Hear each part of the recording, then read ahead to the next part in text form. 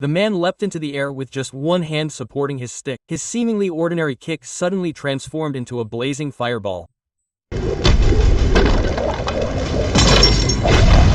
next second, the thrilling scene stunned the sponsors who had come to inspect the obstacle, as the legendary challenge left behind by the god of football.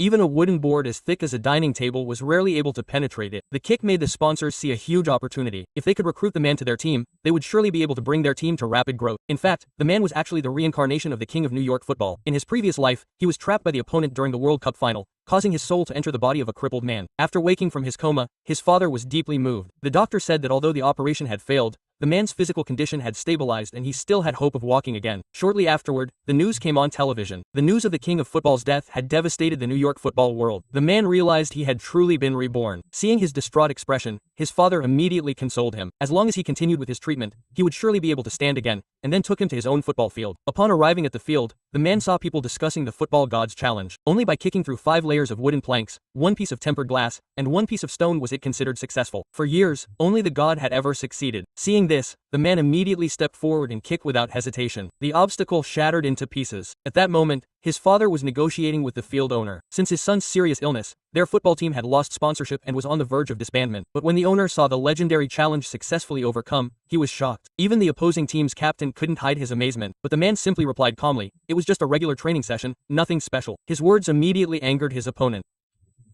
He coldly stated, "The power of that kick reached 200 kilometers per hour and still penetrated all obstacles.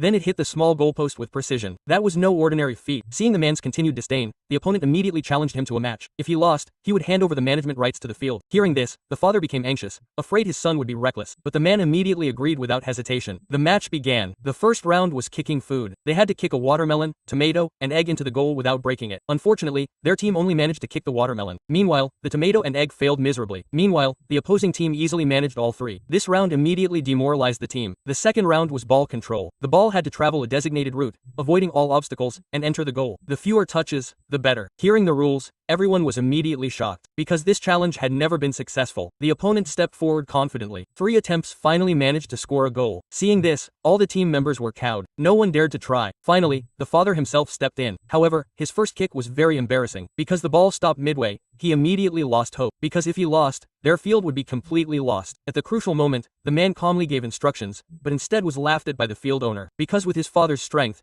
even 10 parts of his strength couldn't get in, let alone only 3 parts. However, the father had no choice but to try. He then kicked the ball.